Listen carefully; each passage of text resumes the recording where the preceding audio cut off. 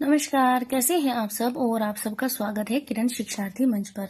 साथियों, हम आदिकाल पढ़ रहे हैं। आदिकाल में हम सिद्ध साहित्य को देख चुके हैं, नाथ साहित्य को देख चुके हैं, रास या रासो साहित्य को हम देख चुके हैं और अब हम पढ़ रहे हैं आज हम पढ़ेंगे लौकिक साहित्य को भी हम पढ़ चुके हैं। इसमें 4 कवि हम देख चुके हैं। इसमें हम देख चुके हैं अमीर खुसरो को। अमीर खुसरो के बारे में विशेष तथ्य, आलोचकों के मत सब बिल्कुल अच्छे तरीके से हम देख चुके हैं और हम ढोला मारूरा दुहा को देख चुके हैं और बसंत विलास को भी हम देख चुके हैं। और आज हम देखेंगे विद्यापति को, जो कि मोस्ट इम्पॉर्टेंट हैं। देखिए, जो मेरे नोट्स हैं वो बिल्कुल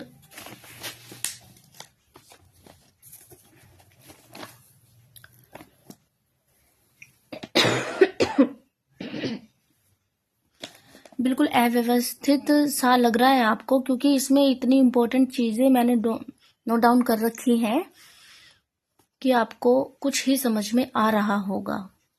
कोई बात नहीं, मैं पढ़कर आपको सुनाऊंगी। देखिए, अपने नोट्स बनाने बहुत इम्पोर्टेंट होते हैं। अगर हम अपने नोट्स बनाते हैं तो चीजें हमें लंबे समय तक याद भी रहती हैं और हमें पढ़ने में आसानी होती है। अगर आप अपने नोट्स बनाना चाहते हैं तो बिल्कुल आप बना सकते हैं।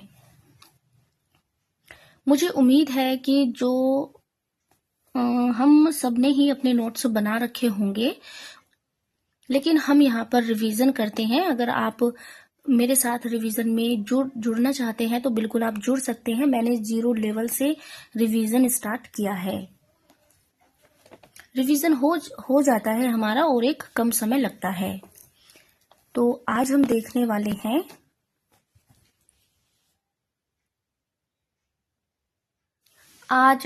वाले हैं विद्यापति को, जो कि मोस्ट इम्पोर्टेंट है। तो आप मेरे बोलने पर ज्यादा ध्यान दीजिएगा।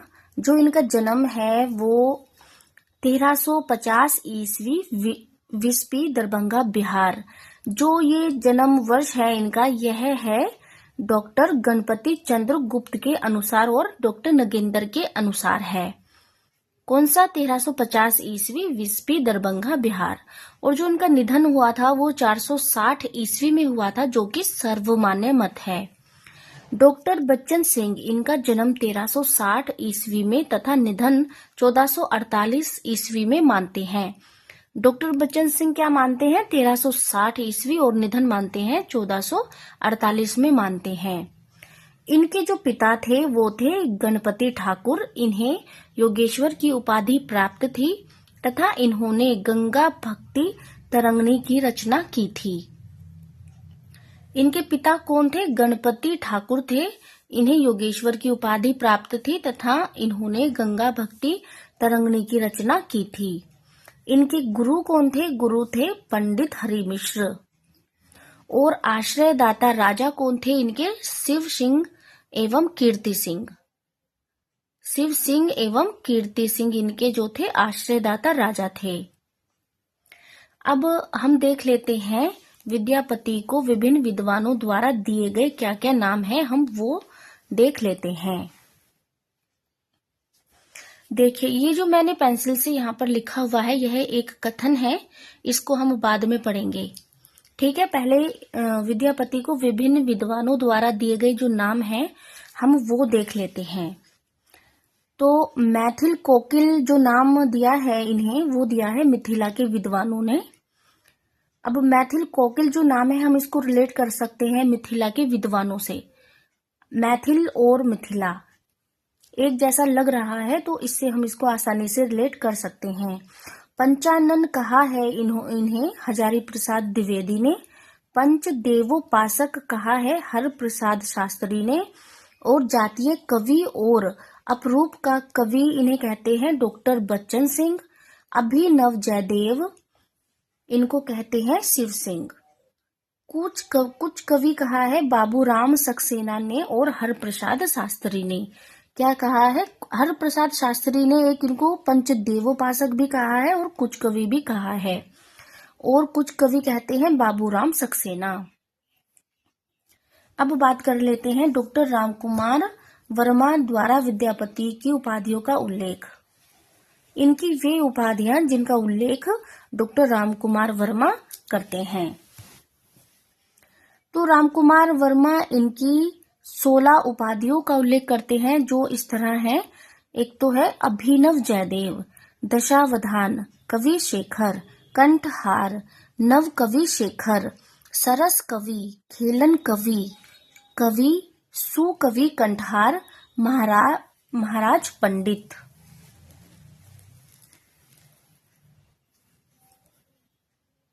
राज पंडित, कवि रत्न, कवि कंठहार, सुकवि कंठहार, महाराज पंडित, राज पंडित, कवि रत्न, कवि कंठहार, कवि वर, सुकवि, कवि रंजन। तो ये जितने भी नाम अभी हमने पढ़े हैं, जो उपाधियां हैं, ये डॉक्टर रामकुमार वर्मा ने विद्यापति की उपाधियों का उल्लेख किया है। तो अब हम वो कथन देख लेते हैं जो अभी पेंसिल से मैंने लिखा हुआ है। मैं पढ़कर सुनाती हूँ, अगर आप लिखना चाहते हैं तो आप लिख सकते हैं। कथन है, इस पुस्तक के पदों ने आगे चलकर बंगाल, असम और उड़िया के वैष्णव भक्तों को प्रभावित किया और यह उन प्रदेशों के भक्ति साहित्य में नई प्रेरणा और नई प्राणधारा संचारित करने में समर्थ हुई। इसीलिए पूर्वी प्रदेशों में यह पुस्तक धर्म ग्रंथ की महिमा पा सकी। और यह कथन किसके संबंध में है? पदावली के संबंध में है। हजारी प्रसाद द्विवेदी का कथन है। अब देख लेते हैं, नीचे भी मैंने लिखा हुआ है कुछ। विद्यापति के पदों का सबसे पहले संकलन जो किया था वो किया था शारदा चरण मिश्र ने किया था। विद्यापति के पदों का सबसे पहले संकलन किसने किया था? शारदा चरण मिश्र ने किया था। अब यहाँ पर कुछ इम्पोर्टेंट हैं। नेपाल के राजकीय पुस्तकालय से कीर्तिलता की नकल हरप्रसाद शास्त्री ने प्राप्त की थी। विद्यापति ने अपनी रचना कीर्तिलता में स्वयं को कीर्ति सिंह का खेलन कवि कहा है। विद्यापति ने जिन गीतों का निर्माण किया उन गीतों की परंपरा उसी रूप में भक्ति रंजित होकर कृष्ण भक्त कवियों में दिखाई देती है। यह कथन किसका है? यह कथन है विश्वनाथ प्रसाद मिश्र का कथन है। अब यहाँ पर चर्चित पंक्तियां हैं, चलो ये हम पहले ही देख लेते हैं। विद्यापति के बारे में जो और कुछ है वो हम देखेंगे अभी, लेकिन पहले पंक्तियां देख लेते हैं। चर्चित पंक्तियां हैं, देसिल बैना सब जन मिठा ते तैसन जंपो अव हट्टा, कीर्तिलता से। सुधा मुख के वीही निर्मल पाला, अपरूप मनोभव मंगल त्रिभुवन विजयी माला।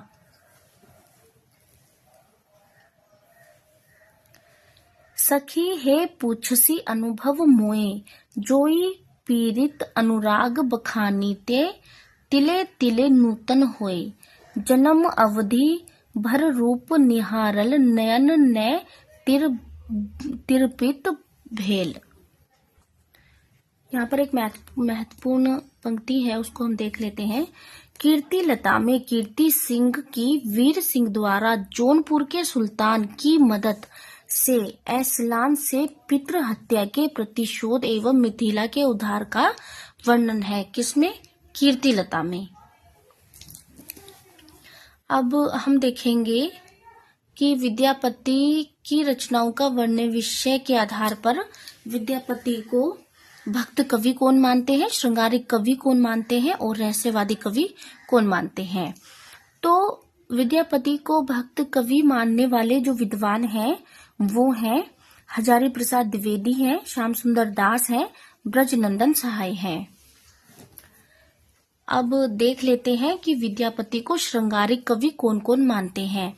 तो विद्यापति को श्रृंगारिक कवि मानते हैं, एक तो शुक्ल जी मानते हैं, डॉक्टर रामकुमार वर्मा, राम वृक्ष बेनीपुरी, सुभद्रा झा, हरप्रसाद शास्त्री, डॉक्टर बच्चन सिंह। और ये जो है कि विद्यापति श्रृंगारिक कवि हैं, ये जो मत है ये सर्वमान्य मत है। और रहस्यवादी कवि मानने वाले विद्वान हैं ग्रियर्सन हैं, जनार्दन मिश्र हैं, योगेंद्र नाथ हैं और नागेंद्र नाथ गुप्त, कुमार स्वामी हैं। अब विद्यापति की रचनाएं देख लेते हैं।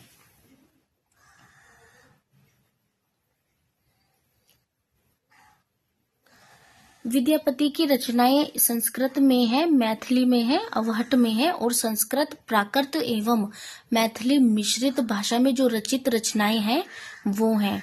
तो इनकी संस्कृत में रचित जो रचनाएं हैं पहले वो देख लेते हैं। शैव सर्वस्व सार है, गंगा वाक्यावली, दुर्गा भक्ति तरंगनी, यह इनके पिता की रचना है। विद्यापति ने इसे पूरा किया था। किसको? दुर्गा भक्ति तरंगनी को। भू परिक्रमा है, पुरुष परीक्षा है, विभागसार, लिखनावली, दान वाक्यावली, गया पतलक, वर्ण कृत्य। अब देख लेते हैं मैथिली में रचित पदावली।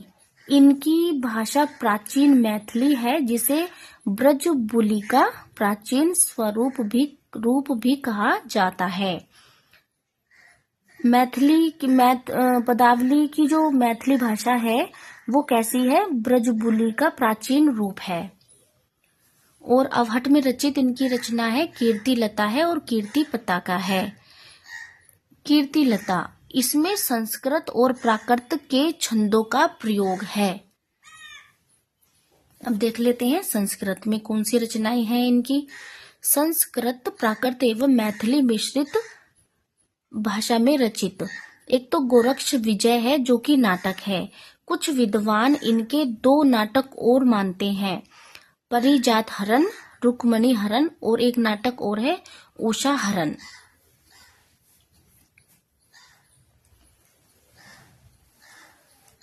अब कुछ और देख लेते हैं। एक महत्वपूर्ण टिप्पणी है, गोरक्ष विजय नाटक के आधार पर विद्यापति को प्रथम नाटककार माना है। हिंदी का किसने? मिश्र बंधुओं ने माना है। यह एक अंक की नाट्य कृति है। इसके संवाद संस्कृत और प्राकृत में तथा गीत मैथिली भाषा में रचित हैं।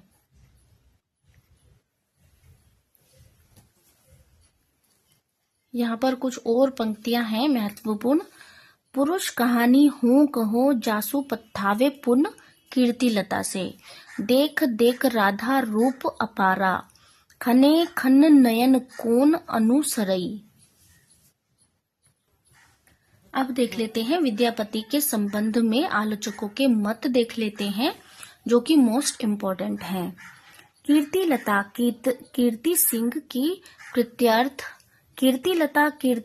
के प्रत्यर्थ लिखी गई तो पदावली स्वांते सुखाए और शिव सिंह लखीमा देवी के प्रत्यर्थ। किसका कथन है? डॉक्टर बच्चन सिंह का कथन है। कीर्तिलता की भाषा को विद्यापति ने अवहट कहा है। और इनकी पंक्ति भी है, देसिल बयना सबजन मिठा ते तैसन जंपो अवहट्टा। यह किसका कथन है? यह है डॉक्टर बच्चन सिंह का। विद्यापति कीर्तिलता में साहित्यिक और सामाजिक परंपरा का समर्थन करते हैं तो पदावली में उन्हें तोड़ते हैं। यह किसका कथन है? यह भी बच्चन सिंह का कथन है, डॉक्टर बच्चन सिंह। अगला कथन है, एक ओर तो वे अपभ्रंश या अवहट में लिख रहे थे तो दूसरी ओर मैथिली में। इससे पता चलता है कि 14वीं शताब्दी के अंत तक अपभ्रंश का स्थान देश भाषाएं ले चुकी थी। देश भाषा में लिखी पहली रचना विद्यापति की पदावली ही है, अतः हिंदी के पहले कवि ही ठहरते हैं। डॉक्टर बच्चन सिंह का कथन है, विद्यापति की कविता का स्थापत्य श्रृंगारिक है। उसे आध्यात्मिक कहना खजुराहो के मंदिरों को आध्यात्मिक कहना है। यह भी किसका कथन है? डॉक्टर बच्चन सिंह का कथन है।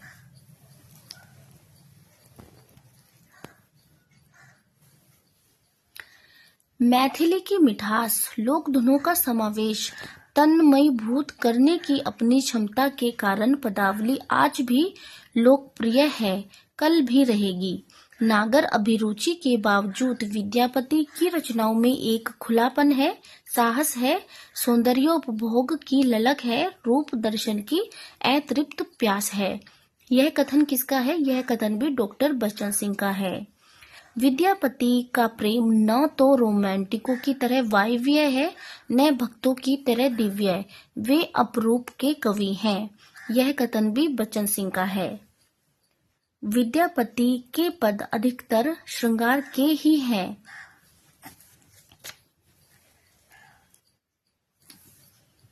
विद्यापति के पद अधिकतर श्रृंगार के ही हैं, जिनमें नायिका और नायक राधा कृष्ण है। इन पदों की रचना जयदेव के अनुकरण पर शायद ही की गई हो। इनका माधुर्य अद्भुत है।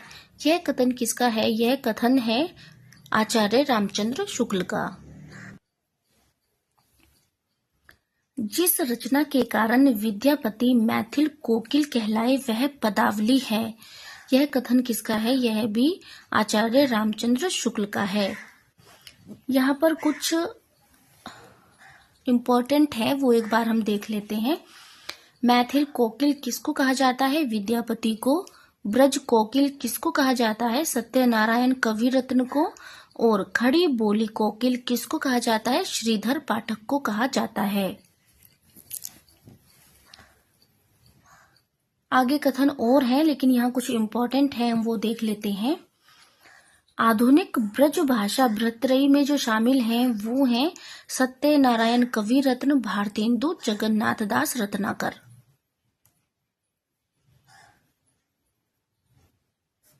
ये रत्नाकर है।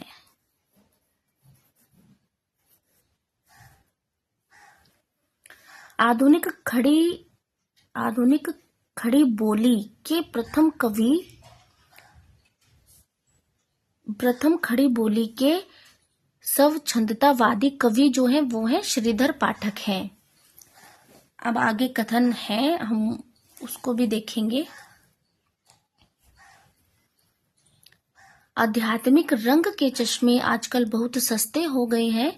उन्हें चढ़ाकर जैसे कुछ लोगों ने गीत गोविंद के पदों को आध्यात्मिक संकेत बताया है, वैसे ही विद्यापति के इन पदों को भी। सूर आदि कृष्ण भक्तों के श्रृंगारी पदों को भी ऐसे लोग आध्यात्मिक व्याख्या चाहते हैं। तो यह कथन किसका है? यह है आचार्य रामचंद्र शुक्ल का कथन है।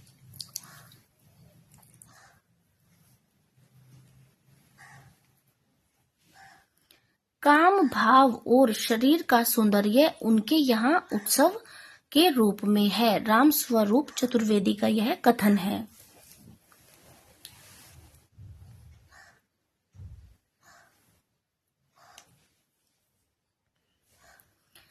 विद्यापति को कृष्ण भक्तों की परंपरा में न समझना चाहिए। यह कथन किसका है? यह भी आचार्य रामचंद्र शुक्ल का कथन है। विद्यापति में भक्ति भावना थी, किंतु उस पर श्रृंगार भावना ने विजय पा ली थी। उनके पदों को सुनकर चैतन्य महाप्रभु भक्ति के आवेश में लोटपोट हो जाया करते थे।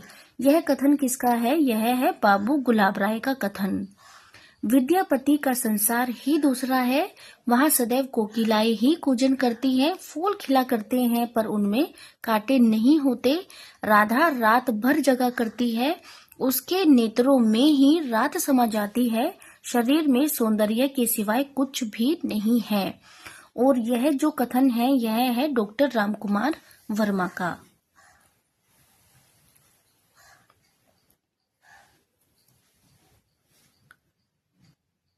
विद्यापति के बाह्य संसार में भगवत भजन कहाँ, व्यय संधि में ईश्वर संधि कहाँ, सदैव नाता में ईश्वर से नाता कहाँ, अभिसार में भक्ति का सार कहाँ। उनकी कविता विलास की सामग्री है, उपासना की साधना नहीं। और यह जो कथन है, यह है डॉक्टर रामकुमार वर्मा का। विद्यापति श्रृंगार रस के सिद्ध वाक कवि हैं। ऐसा यह कथन किसका है? यह कथन है आचार्य हजारी प्रसाद द्विवेदी का। क्या कथन है? विद्यापति श्रृंगार रस के सिद्धवाक कवि हैं आचार्य हजारी प्रसाद द्विवेदी। यहाँ पर कुछ इम्पोर्टेंट नोट कर रखा है मैंने, तो वो है, क्योंकि जगह कहीं नहीं थी तो बस जहां भी जगह मिली मैंने वहीं लिख लिया। पदावली में दुर्गा की भी स्तुति है, जो इनकी पदावली रचना है उसमें दुर्गा की भी स्तुति है। विद्यापति एवं उनकी रचनाओं के संबंध में विशेष तथ्य हैं, वो हम देखेंगे। विद्यापति शिव भक्त थे। पदावली में शिव की स्तुति से संबंधित कुछ पद हैं जिन्हें नचारी कहा गया है। कीर्तिलता में तिरहुत के शासक कीर्ति सिंह की वीरता एवं उदारता का चित्रण है। कीर्तिलता में जौनपुर का चित्रण भी मिलता है।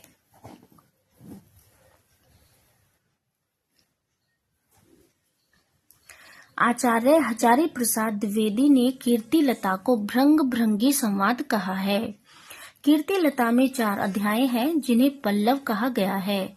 कीर्ति पताका में शिव सिंह की वीरता एवं उदारता का चित्रण है। पदावली में मुख्यतया राधा एवं कृष्ण की श्रृंगारिक लीलाओं का चित्रण हुआ है। यह रचना स्वान्ते सुखाए रचित है। इसकी रचना जयदेव के गीत गोविंद के अनुकरण पर हुई है। इसमें शिव की स्तुति से संबंधित पद भी हैं। इसमें राजा शिव सिंह, लक्ष्मण सेन एवं लखीमा देवी का वर्णन भी है।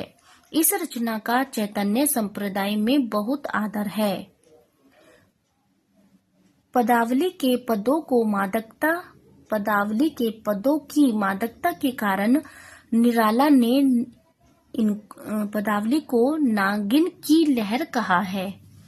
विद्यापति हिंदी के पहले कवि हैं जिन्होंने कृष्ण को काव्य का विषय बनाया। अब देख लेते हैं आगे। विद्यापति हिंदी साहित्य में पद शैली के प्रवर्तक हैं। गीति शैली के प्रवर्तक भी कौन है? विद्यापति हैं। विद्यापति की कीर्तिलता को कहानी भी कहा गया है। अभी हमने पीछे वो पंक्ति पढ़ी थी ना, पुरुष कहानी हूं कहूं जस पत्थावे पुन। अब यहाँ पर कुछ और महत्वपूर्ण तथ्य हैं, हम उनको देख लेते हैं। हिंदी में कृष्ण को काव्य का विषय बनाने वाले प्रथम कवि कौन है? विद्यापति हैं। हिंदी में भ्रमर गीत की ओर संकेत पदावली में करने वाले प्रथम कवि भी हैं। प्रथम कवि भी विद्यापति ही हैं।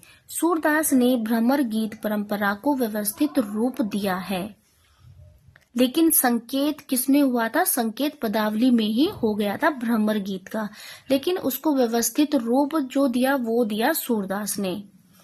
विद्यापति ने राधा के पर किया रूप का चित्रण किया है। कीर्तिलता एवं कीर्ति पताका राज दरबारी प्रस्तुतियां हैं। पदावली का संपादन राम वृक्ष बेनीपुरी एवं शिव कुमार सिंह ने अलग अलग किया है। विद्यापति को आदिकाल एवं भक्तिकाल के मध्य का सेतु माना जाता है। पुरुष परीक्षा में काम, ज्योतिष एवं नीति से संबंधित बातें हैं। विद्यापति हिंदी के पहले कवि हैं जिनके काव्य में श्रृंगार, वीर एवं भक्ति की त्रिवेणी प्रवाहित हुई है। यह हम एक बार और देख लेते हैं। यहाँ से विद्यापति को आदिकाल एवं भक्ति काल के मध्य का सेतु माना जाता है।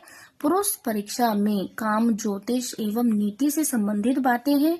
विद्यापति हिंदी के पहले कवि हैं जिनके काव्य में श्रृंगार, वीर एवं भक्ति की त्रिवेणी प्रवाहित हुई है। तो इस क्लास में हम केवल विद्यापति को ही हमने देखा है, क्योंकि विद्यापति बहुत इम्पोर्टेंट है और बहुत चीजें थी इनके बारे में देखने के लिए, तो हम वो सब कंप्लीट कर चुके हैं। अगर आपको मेरी वीडियोस अच्छी लगती हैं और आपका रिवीजन अच्छे से होता है तो प्लीज मेरी वीडियो को लाइक कीजिए, सब्सक्राइब कीजिए और आप शेयर भी कीजिए, और अपनी राय बताने के लिए आप कमेंट भी कर सकती हैं। धन्यवाद।